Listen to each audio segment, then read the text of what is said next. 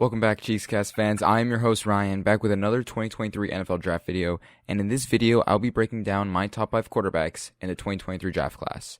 And many of you will be able to predict my QB1 due to another video I put out earlier in the process.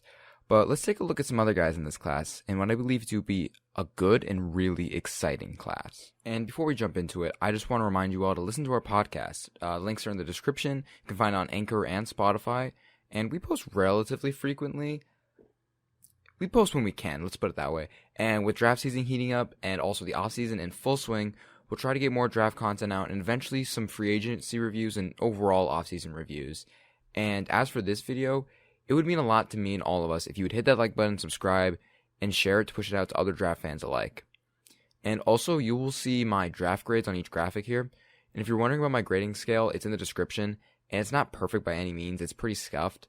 But it's what I'm working with, and it puts how I overall feel about the prospect into a numerical grade. There are gaps in my knowledge. I know that I'm not an expert by any means, but I'm out here to learn, and if there's any dispute or debate or anything you want to point out to me that I may be missing, I'd love to talk. And my Twitter will be in the description, the Cheekscast Twitter will be in the description, all of our links will be down below. And so without further ado, let's get into it. Starting with my QB5, Hendon Hooker out of Tennessee. And the first thing I have to say about Hendon Hooker is that I was very impressed by his tape. It's actually pretty damn good, and all around, it was good quarterback play, honestly. And I really have no concern with his natural traits, athleticism, or anything. He's a good athlete, and he can definitely be used in the design run game effectively. He can roll out, work with him on bootlegs. He's a good athlete, and he's got a good arm, too. There's no concerns, really, about his arm. He can put some velocity on it. He can get outside the numbers. He can rip some throws across the middle of the field. He can push it downfield. It's really not a concern. It's not elite, but he has a good arm. And also, he's generally accurate, and he's got good ball placement to all three levels. And I actually love his accuracy in the quick game, which Tennessee did a lot of, and mainly where he worked. And even when throwing downfield, too, he had really nice ball placement down the field. I mean, watching him throw that deep ball down to Jalen Hyatt, like when he killed Alabama, where Jalen had like 5 touchdowns, he was just throwing dime after dime down the field to Jalen Hyatt, and it was beautiful. He's got good accuracy, and that's another thing that I'm really not worried about. And what's sometimes an overlooked trait, he especially does a great job providing his receivers with opportunities for our yards after catch. He really does a good job putting it in a great position for his receiver to not lose momentum, for his receiver to just grab it and go. And that's a pretty underrated trait at times, so that's really important as well. And he's moves through his progressions quickly, he's really snappy with them, and he can get from 1 to 2 very fast. There is some concerns here that I'll get to in just a bit, but he is quick with his progressions. And he's very safe with the ball as well, as he only threw 2 interceptions in all of 2022.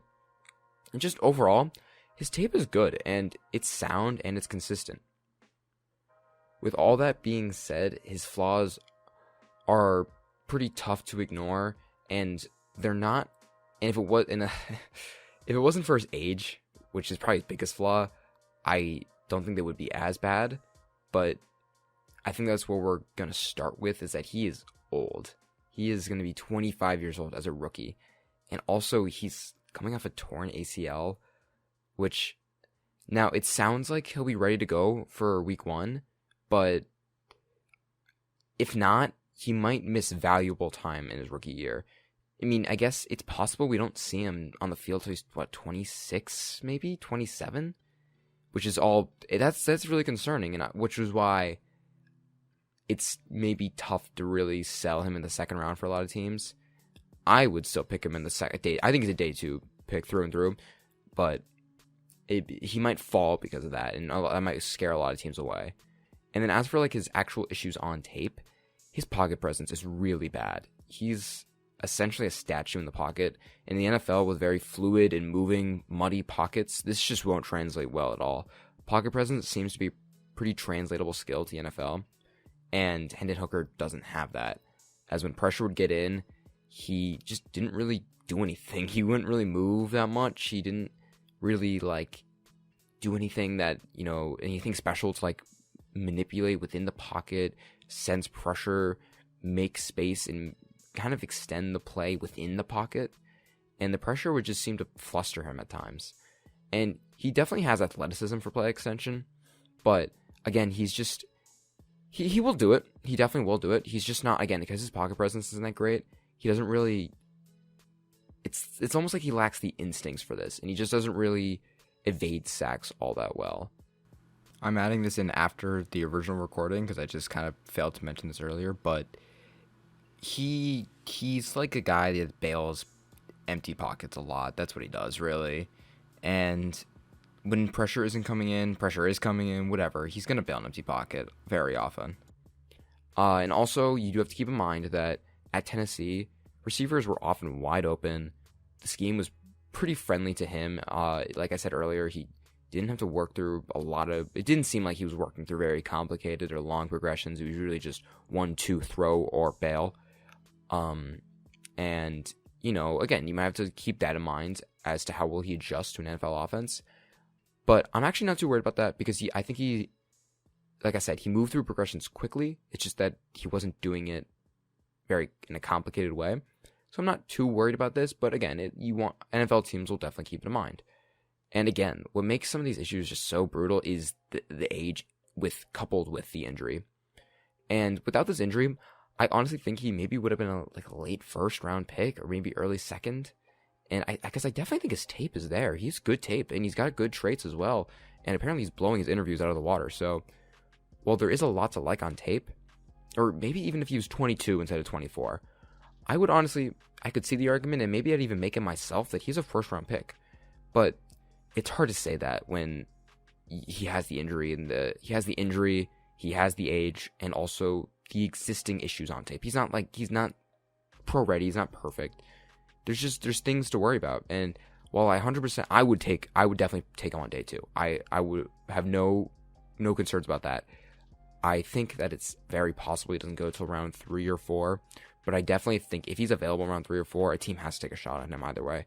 I mean, I think teams like the Saints, Jets, or maybe even Bucks would be great fits for him because I think I guess unless the Jets get Aaron Rodgers, but that's kind of a different scenario here. But those are teams that can't really afford to take a high value pick on a quarterback in this class, as they don't really have high value picks, and it's going to be hard for them to really trade up for that. But they're definitely QB needy teams, but they're also, at least in the case of the Saints and the Bucks, they're retooling right now. So the Jets are pretty much there, but you know, especially I think the Saints are actually my favorite fit for the Hendon Hooker here, which is kind of where I'm really keying in on with him.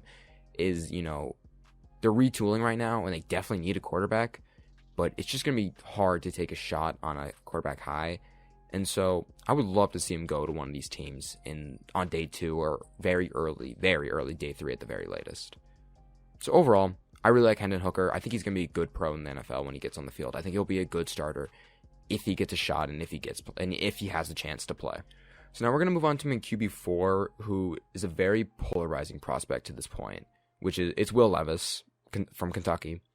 Levis is a really interesting evaluation, as I was initially very, very underwhelmed and was very low on him. But I have come around, and I actually, at this point, I like Will Levis a lot, actually. I think he's just not as good as the other 3 guys, the guys I have above him. I think he's a very good quarterback prospect, but I just love the top 3 in this class. So comparatively, I'm a little bit lower on Levis, but I actually do, after going back to his tape and thinking about him more, I actually do really like Will Levis. With that being said, though, I'm still very hesitant on his tape and who he has as a player. Simply put, I wasn't thrilled. I wasn't thrilled by him initially, and even when I went back, I still was like, okay, he's better than I thought, but still, there's a lot of things to work out. And I think the thing with Will Levis, that what I've heard, and that as a armchair scout you can't really see on tape, is that it sounds like he is very high character. It sounds like he's got great intangibles. I know some people hate to hear that, but it's true. It's from what I've heard. Sounds like he's very smart. It sounds like he's very high character.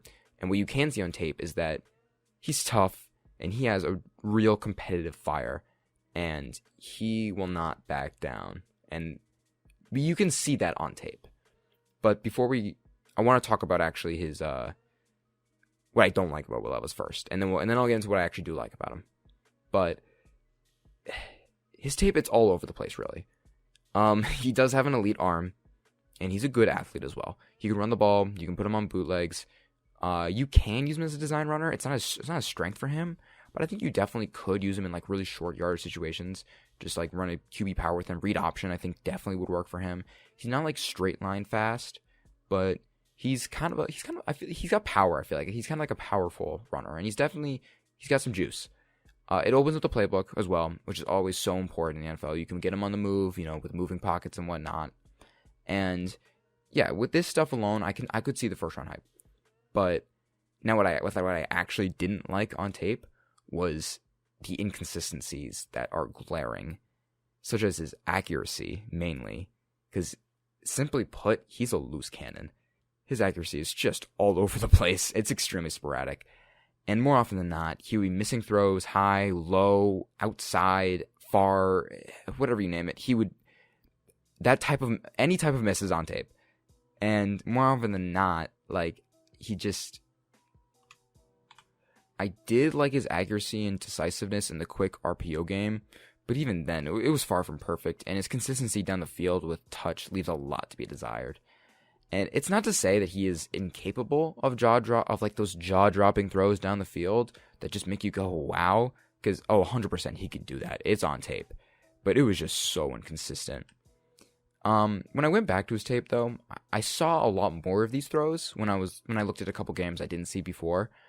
And this did show me that he is more capable of these throws than I originally thought.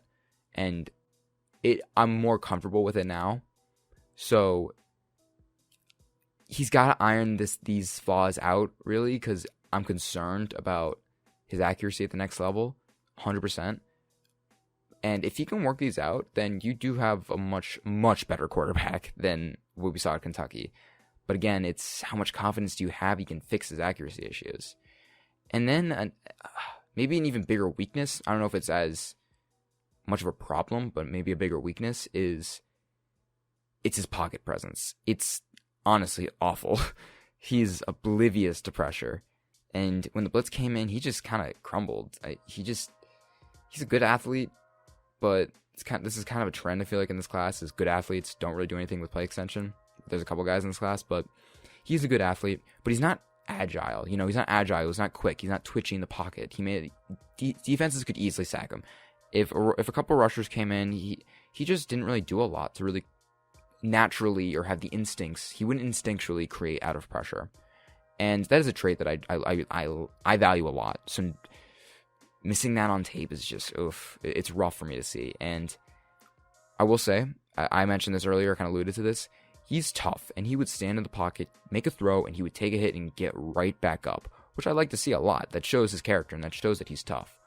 But as I briefly mentioned before, I'm not a fan of his lack of instincts in when he had to create out of a structure and really move out of the pocket and extend the play. And he didn't really panic or freeze, I guess. He just didn't really know or really have that innate sense for when to get out and extend the play, look downfield for more opportunities.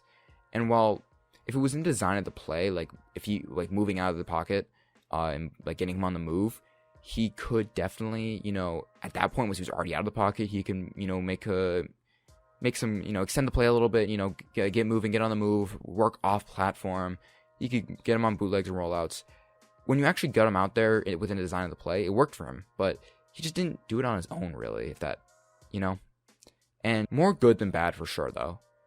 And I would say, I would call it a relative strength of his, as I think he's smart. Yeah, I think he's actually a very smart quarterback. He's experienced, he's seen a lot of things, and he does understand how to read a defense. He understands coverages. He knows what to do with the ball when he can read the defense pre-snap. He knows usually would go the right place with the ball. And when the play and the scheme, everything was clicking, he executed very well. And he could process the defense well.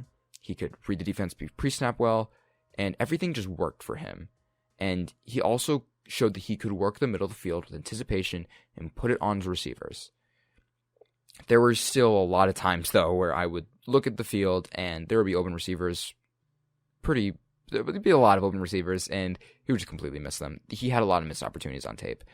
And then even when post-snap, if the coverage got complicated and the fields got muddier with pressure getting in, that's when he would struggle to work with his second, third reads and get it to them on time. He did show that he can move quickly between his reads. He could get from 1, 2 to 3. Again, when the scheme held up. It's just that when the bolts started flying is when things got a little bit messy for him. And that includes his decision making, which was brutally inconsistent. That's the best way to put it. It was just very, very inconsistent. And there were a lot of boneheaded decisions and throws that just made me really want to rip my hair out, honestly.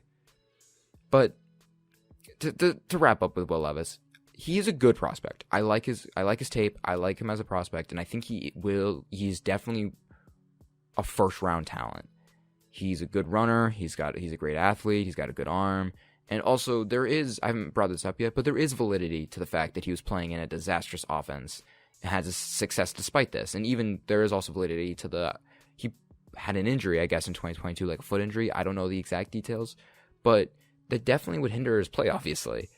And I have a ton of respect for him, honestly, for playing at Kentucky for 2 years, despite the awful situation with not great receivers and a really bad O-line, and then the changing offensive coordinator too.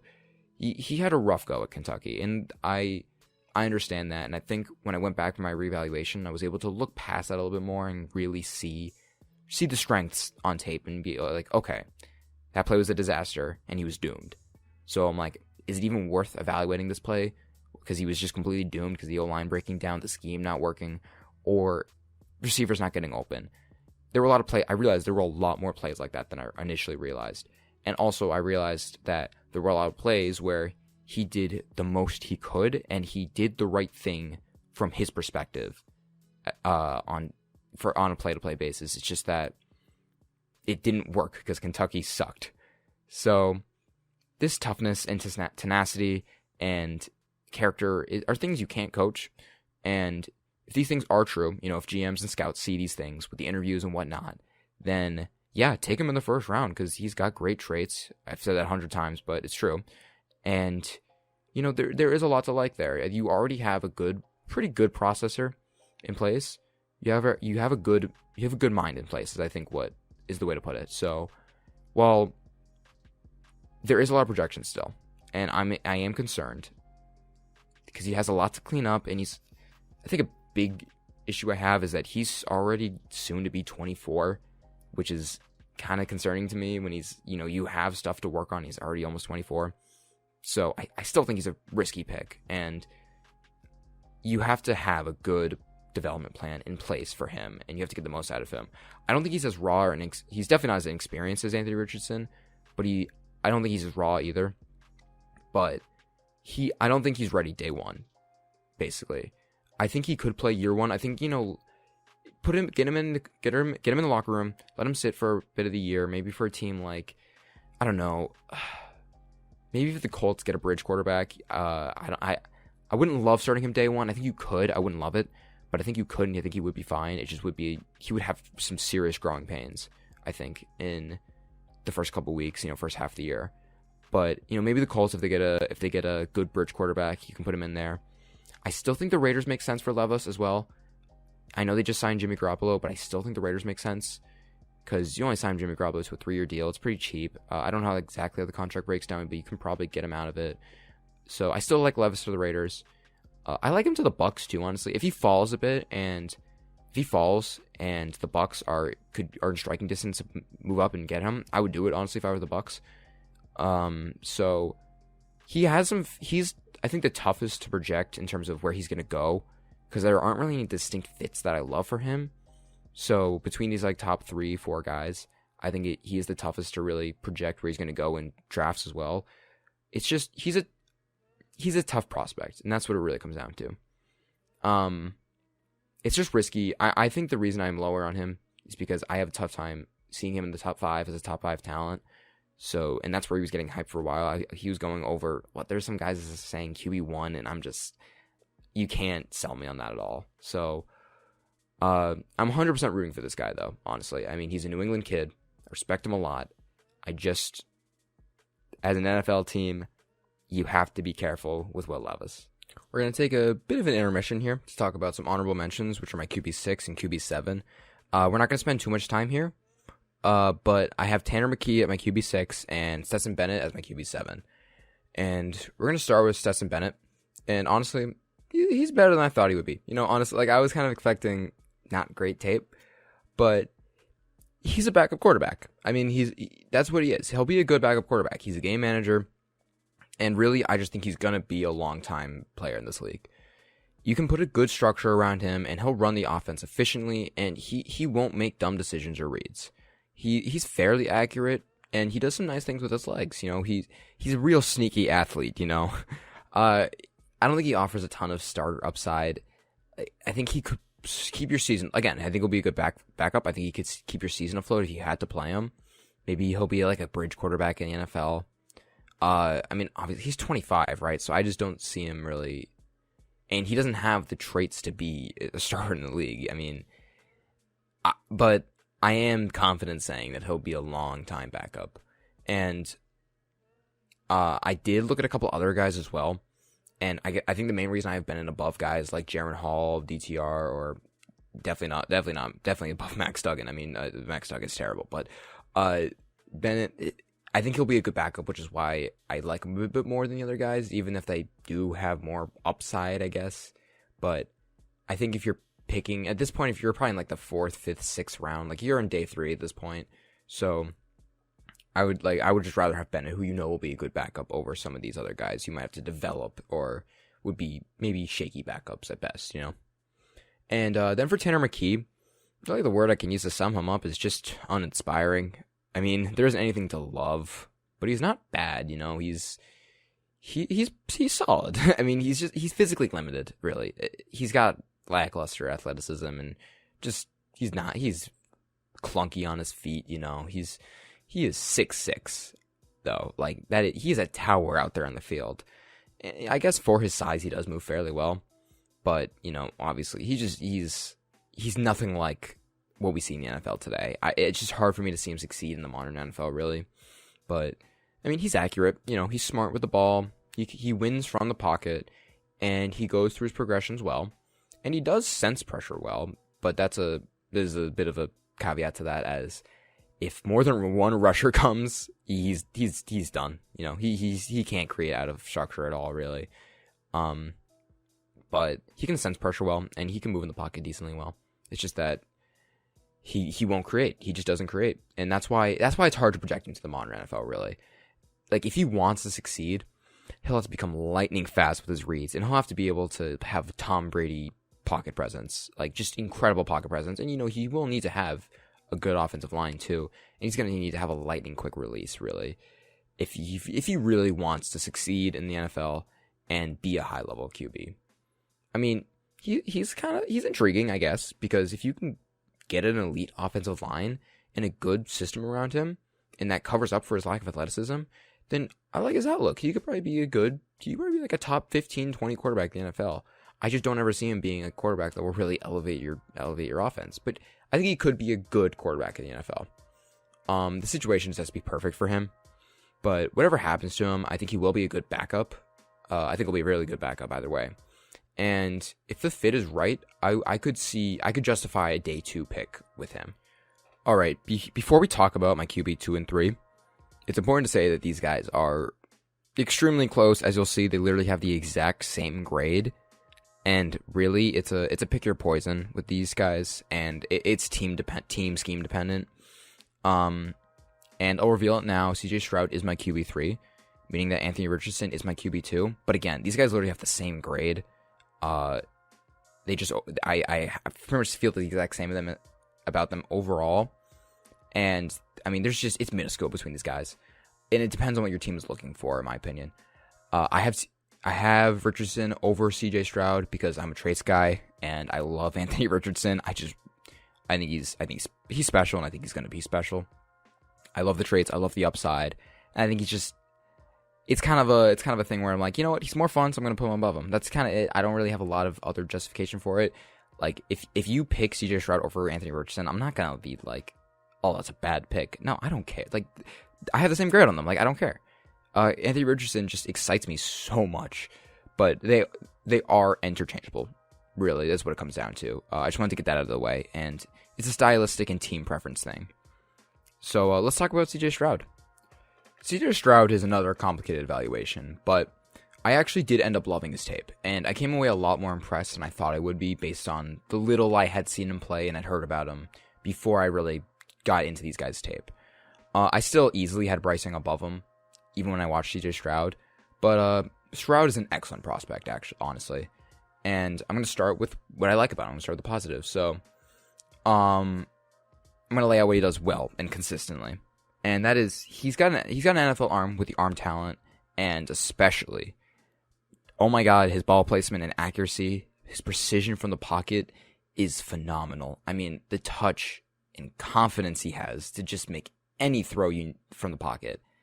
It's unbelievable. He is the most accurate quarterback in this class, even more so than Bryce. And I love Bryce Young, obviously, but CJ Stroud is more accurate than Bryce Young. I mean, CJ Stroud's accuracy is just jaw-dropping. It's stunning. I mean, short, medium, deep, especially deep. Man, his deep accuracy is incredible, too.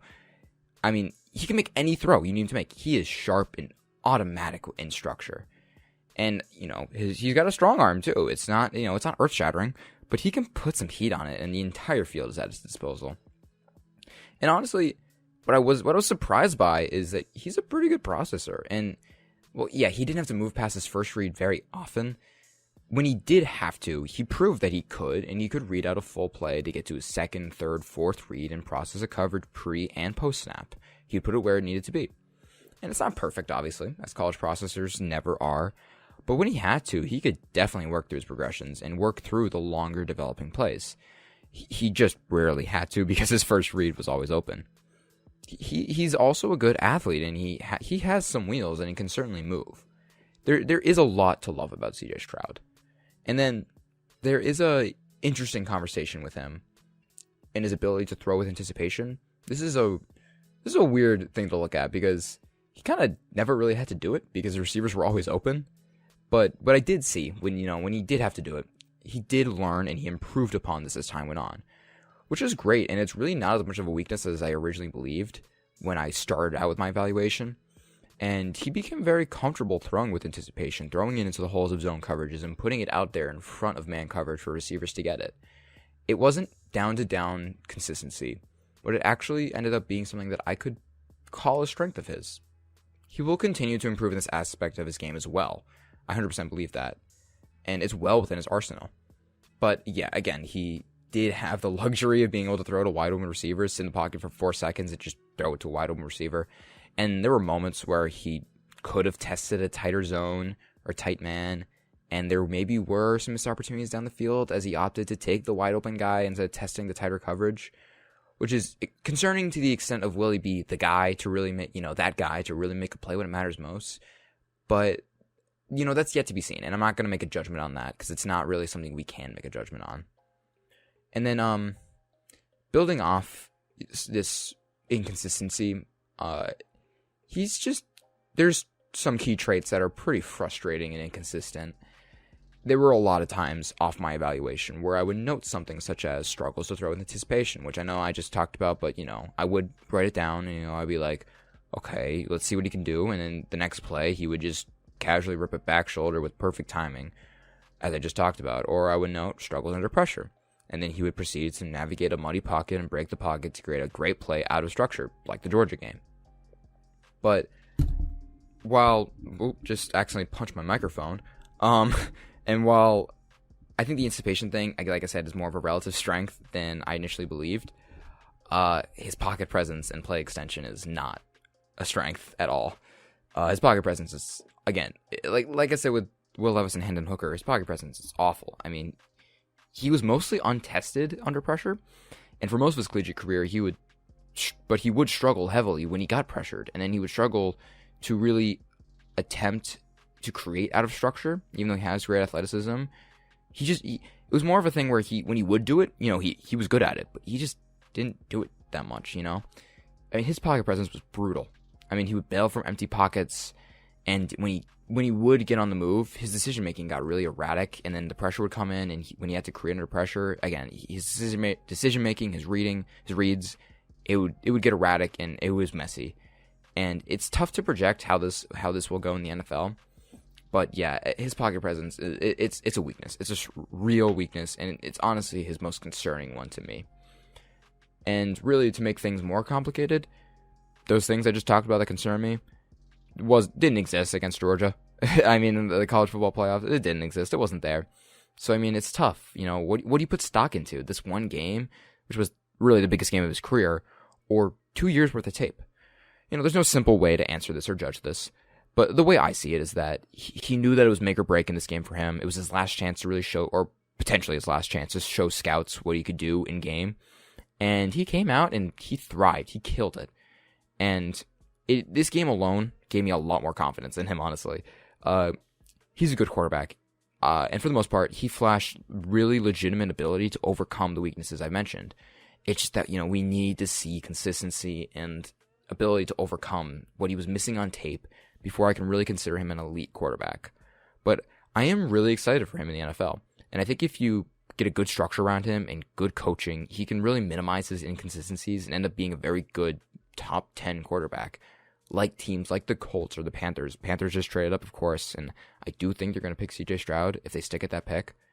But teams like the Colts and Panthers, who already have pretty good, they have good offensive lines, they have good coaching in place. Especially, I love his fit with the Panthers, honestly. I wouldn't blame the Panthers at all for picking him first overall. I think Bryce Young is better, and I would like that pick more. But I honestly, I wouldn't blame them at all for picking CJ Stroud, because I think he fits really well with, Frank Reich and that what is a good coaching staff and good offense around him. Yeah, the receiving talent is questionable, obviously, but the coaching is really good there. And I think day one, he's going to be a good starter. I think he might be the best day one starter. And no, Bryce Young will be. But I wouldn't be surprised if he was the best day one starter in this class. And he still has room to develop, too. Put a good structure around him, put a good scheme around him, and I think he will be a top 10 quarterback at some point. I mean, he's a surgeon from the pocket, and his accuracy, and, you know, he's a good processor. I'm not worried about him, is what it comes down to. And that is, I think, overall, that's the key difference between him and Anthony Richardson, is the difference in upside. And that's what I meant when I said it depends on what the team needs are. As if you're the Panthers, I would not pick Anthony Richardson if you're the Panthers at all. I hate that fit, honestly, because who are they going to start over Anthony Richardson? But that's kind of that's not the point here, really. I was just saying that is the key difference and why and how I view them so differently. As now we're going to move on to my QB2, Anthony Richardson out of Florida. I mean, what is there to say about Anthony Richardson that hasn't already been said? First of all, I was so impressed by his tape. I was expecting much worse, honestly, from a quarterback standpoint, because you look at his stats and you hear some of the narratives around him, and honestly, I was expecting a pre-2022 Jalen Hurts type of field vision and processing and stuff, and all of that. And he's nowhere near a finished prospect in these regards. He is much further along than I expected, and what a lot of media people are making it out to be. I really love him as a prospect. He is inexperienced, though, and I still agree that he has to sit and develop for a bit. But honestly, I think he's closer than a lot of people say he is. And first of all, he will come into the league as a top 5 rusher at the quarterback position, maybe even top 3, with the likes of Lamar, Kyler, and Jalen. I mean, he runs the ball very well, and he's obviously very fast. And, we saw him at the Combine. I originally wrote the script before the Combine, but then I decided to just wait till after the Combine. We saw him at the Combine, man. He ran a 4.43. Was that it? I mean, he's an insane athlete. What, 40-inch broad jump? What the hell? That's just not fair. He is strong, too, and he's 240 pounds. He's strong, and he really works his feet when he's running and pushing for extra yards. And he also has, a element of elusiveness to him. I mean, he's not as elusive as Kyler or Lamar, but he can still make guys miss, and I think he has a stronger runner than those guys. He's fun to watch in the open field. I mean, there's just one play against LSU where he just, broke 5 tackles, bounced off all those tackles. I mean, I'm sure it'll be on screen right now, but, I mean, this play is insane. His rushing ability is elite, and it completely changes the complexion of how a defense plays him, and he's an immediate boost to the run game. I mean, he's a generational athlete. Again, you saw his Combine, and honestly, he could probably enter the draft at any position and still be a top 50 pick just with his athleticism alone. Couple that with insane arm talent where he could whip the ball 60 yards downfield with ease. With these things alone, he's a great prospect with these things alone. I mean, like, we've seen worse prospects, I feel like, get picked higher. So he has legit traits as a quarterback as well, with a lot of real NFL caliber throws and reps on tape between his accuracy, touch, velocity, especially with those things, and like real processing ability and field vision. Again, he's not a dummy. Like, he can read a defense. He can read out defense pre-snap, and he had a lot of reps in this regard. But this is it's still overall weakness, I would say, as there are real inconsistencies here, and he does need a lot of work here. He did struggle with post-snap processing, and he would freeze or lock when the coverage wasn't what he expected it to be, and he would really have no idea where to go with the ball. But, with that being said, he was a 1-year starter, and his processing ability is pretty impressive considering that, honestly, because you would see him in this aspect of his game. He would learn and improve. He did learn and improve as the season went on. He looked at his flaws. He looked like he did a lot of self-scouting, and he knew where he could get better, and he saw where he could get better. This includes his decision-making, which still was not perfect and had a lot to be desired, but he learned to be smarter with the ball and just get rid of it sometimes, and he diminished a lot of his mistakes as the season went on. But then he also wouldn't always play the best in structure, but his play extension ability is elite, so it's kind of like, how do you judge this? But with his athleticism alone, his play extension is just incredible, and he definitely can create a lot out of structure. Although that does kind of lead into my next concern, which is his pocket presence. It's not good. He senses pressure when it's not there, really, and he'll bail empty pockets, or he will just not sense pressure and then create pressure for himself. And it was really just all over the place. But what I like to see is that he did try to win from the pocket. He wasn't a first read and run quarterback. It was nothing like a Malik Willis last year. He wanted to win from the pocket, and he looked like he was trying to get this, if he can try to get this drilled into his head and he can learn and get more experience from the pocket, oh man, the potential is sky high, man. I mean, it's so fun to think about. And there were, again, on tape where he was like, it seemed like he really did know how to sense the pressure in the pocket. Just gotta see consistency. Here I am editing, realizing I just went on and talked very highly of Anthony Richardson for a couple minutes, and really barely touched upon, if at all, his most glaring weakness, which is his accuracy. It's not great. It's similar to Will Levis, where he's definitely capable and can easily throw accurately to all three levels, but it's horribly inconsistent. Richardson is probably more inconsistent than Levis and has more bad throws, but I felt that he had more elite throws than Levis. Basically, Richardson had the higher highs, but Levis was definitely more consistent, and it's definitely rough to watch at times. But to a certain extent, I'm cautiously optimistic about Richardson in this regard, as a lot of his misses came from poor mechanics. Not always, as he had his fair share of blatant misses, and there were a lot of misfires where he just wasn't throwing with good mechanics. And accuracy, it's always hard to project on how a prospect will really improve at this, but we've seen huge improvements from a lot of young QBs in recent years, such as Josh Allen, the biggest one that comes to mind, really. Jalen Hurts has gotten a lot more accurate over time, and then Lamar, too. And that's just off the top of my head. And yeah, I'll circle Levis in with this statement as well. So what I'm about to say applies to, I think, both of them, in that you may have to just live with these accuracy inconsistencies, because yeah, it's not that they can't hit a throw, but they're far from pinpoint and precise, and it feels almost worth it with their other traits, and it's definitely worth taking the risk on them, especially Anthony Richardson, in my opinion. And so, of course, he needs to put a lot more work into all of these things I just mentioned to be consistent. But he is very capable of all these things too, and he showed it at a relatively high frequency, and it's really exciting. You see it enough that if I trusted my coaching staff to develop him, I would be all in on him in the top 10 or even 5. I mean, I absolutely love Anthony Richardson to the Lions. I love that fit so much, really do. I mean, like, you get him to sit and develop behind Jared Goff for a year, maybe 2. Well, honestly, I think he'll be ready after a year. But either way, you let him sit for like a year, and then you come in and you might have a top 5, top 10 quarterback. And I mean, it really is so encouraging to me just how he got better as the season went on. I mean, he started 1 year, and going through the tape, you can see real improvement down the stretch. You can see adjustments and correction within games alone. I think he's a smart guy, and on that note, I think all of the quarterbacks in this class are actually really smart. I think they all understand the NFL defenses really well.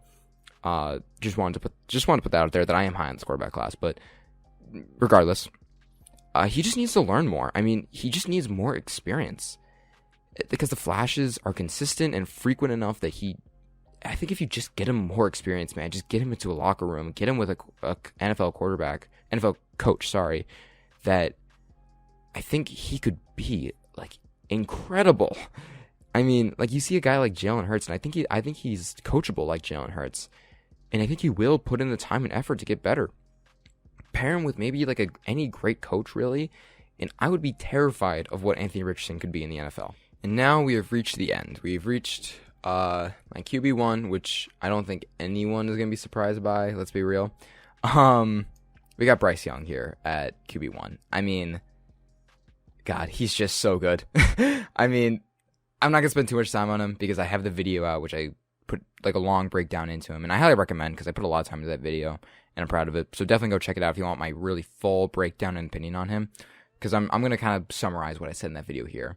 But, I mean, like, simply put, he's a phenomenal prospect. He's not generational, and I don't think he's as good as, like, a Trevor Lawrence or, like, a Joe Burrow. I don't think he's as good as them.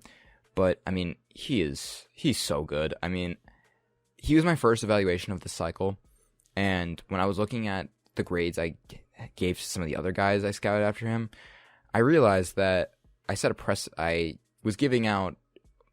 was kinder to them than Bryce, honestly, and I set a precedent with them that I was like, okay, if I'm giving these guys these grades, I gotta bump Bryce's grades up, honestly. And this is just really his grade, honestly. But so I had to adjust some of these grades that are on screen based off the precedent that I kind of put in place the other guys. And I honestly realized I wasn't really giving him enough credit for the things he does well, because especially when comparing them to the other guys in this class, I was like, wow, he's much better than the other guys in this class. I mean, he's accurate, he's smart, he's athletic, he's decisive, he's clutch, whatever you name it, he has it. Except for size. But the tape, everything is there on tape. He's just special. That's the best way for me to put it. Like, he has that it factor that, and like, I really went into depth in this in my full breakdown, but he just sees the field better than like any quarterback I've scouted. And he just has such a natural sense and feel for the game that is impossible. I was going to say hard, but maybe even impossible to teach. It's his pocket presence, his just ability to throw with anticipation, and again, the clutch factor that he has. He's an incredibly twitchy and agile athlete, and he really knows how to make the most of a smaller frame, and almost uses it to his advantage. He moves so well in the pocket. His play extension is unbelievable. Like, the instincts and the ability alone is just unbelievable, man. I mean, if he was 6'1" or 6'2", we shouldn't be having any conversation about him being QB1. And honestly, we shouldn't even be debating this anyways. I mean, he has tremendous football IQ and instincts. And yeah, I guess I do understand the concerns with him being so small, because yeah, he is a complete outlier. But I mean, you look at his tape, and his height doesn't stop him at all. He's just so dynamic. I mean, he reads the middle of the field exceptionally well, and it's even one of his best traits. I mean, he's so efficient and productive over the middle of the field, with a fantastic ability to layer throws over the heads of linebackers and right into the perfect holes in zone coverages, which is usually a thing that shorter quarterbacks struggle with, but no, he doesn't, has no problem with it. And I mean, yeah, there are some things that he has to work on if he wants to reach that, like, elite upper echelon, as he could get better against the blitz. Every rookie quarterback could, but this is nitpicky stuff, man. I mean, yeah, I guess, again, maybe he could get better at identifying complicated coverages, but come on, man, like, this is nitpicking. Like, in reality, the tape, it's all there, and it's so fun to watch. I mean, he's easily my QB1 in this class, and I think he should be the number one overall pick one way or another. And with that, we conclude my list. Yes, I am wearing completely different clothing. It is now nighttime, not daytime, and the lighting is completely different. It is a completely different day. In fact, it's a week later from when I originally recorded the script. I forgot to record the outro the first time around, so here we are. Deal with it. Anyways, So let me know in the comments, really, if there are any guys that I didn't talk about that you maybe want to hear my opinion on, or if you just want any talk in general about the draft or anything, you can DM me on Twitter. I'm pretty sure my DMs are open. Or DM the Cheekscast Twitter, really anything, all of our socials are in the description below, and just go check it out. Remember to check out our podcast too, actually, on Spotify and Anchor as well, and actually go listen to the podcast too. We post relatively frequently over there. And my final message here is that I am very excited for the draft. It's always probably the most exciting part of the offseason, honestly, and especially in a draft like this where really we have no idea where any of these quarterbacks are going to go. Like, they could go anywhere. The draft's wide open. And it's a lot more fun that way when, it's not the same exact landing spots for each quarterback every single time. So I'm excited. Anyways, remember to check out any more videos. Subscribe, because I'm hoping to put out some more videos, maybe shorter form videos going forward, but still hoping to put out more. And so subscribe to if you want to see those, and remember to push it out for other NFL draft fans. And remember, so I will see you in the next video.